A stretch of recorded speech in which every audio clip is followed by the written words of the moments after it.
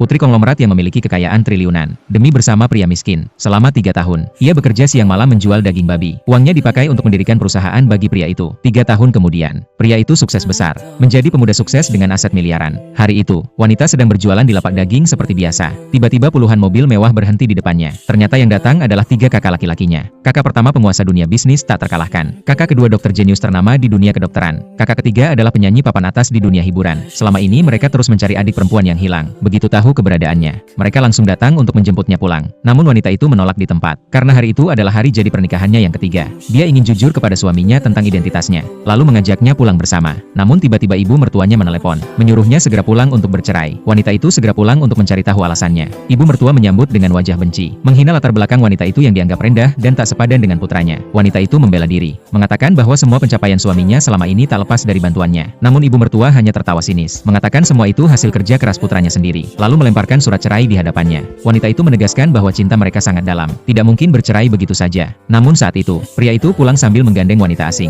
Wanita itu segera menghampiri dan meminta sang suami membelanya. Namun pria itu malah mendorong tangannya, mengaku bahwa dialah yang meminta cerai. Wanita di sampingnya adalah cinta sejatinya. Wanita itu langsung sedih dan bertanya, 3 tahun pengorbanannya dianggap apa? Kalau dari awal tidak cinta, kenapa tidak jujur sejak dulu? Saat itu pria itu menunjukkan wajah aslinya, mengatakan bahwa wanita itu hanyalah pengemis yang tak laku, dan dirinya tidak pernah mencintainya. Dia hanya merasa kasihan sehingga membiarkan wanita itu tinggal. Sekarang dia sedang bersiap menandatangani kerja sama besar dengan keluarga konglomerat. Wanita itu tidak pantas mendampinginya lagi. Saat itu wanita di sampingnya juga mulai mengejek, menyuruh wanita itu cepat tanda tangan dan beri jalan. Namun wanita itu membalas makian dengan keras, malah mendapat tamparan dari suaminya. Dengan hati hancur, wanita itu menandatangani surat cerai. Sebelum pergi, ia mengungkapkan identitas aslinya. Namun tak ada yang percaya. Pria itu malah bangga menunjukkan identitas wanita di sampingnya. Ibu mertua yang mendengar langsung berubah sikap. Saat itu wanita di sampingnya mengatakan, selama ini tidak pernah mendengar bahwa kakaknya punya adik perempuan tukang jual daging. Wanita itu tak tahan lagi, langsung membalas omongan itu dengan keras. Namun wanita licik itu marah, langsung menampar wanita itu, lalu berkata, kakak-kakaknya sangat menyayanginya. Kalau dia sampai disakiti, mereka tidak akan membiarkan pelakunya lolos. Pria itu panik, segera menyuruh wanita itu berlutut minta maaf. Ibu mertua juga ketakutan, ikut memaksa wanita itu berlutut. Namun wanita itu mendorong ibu mertua, kemudian langsung menelepon kakak sulungnya. Melihat itu, wanita licik mengejek, menuduhnya berpura-pura dan membohongi semua orang. Pria itu juga tak ingin ribut lebih jauh, langsung menyuruh pengurus rumah mengusir wanita itu. Tak lama,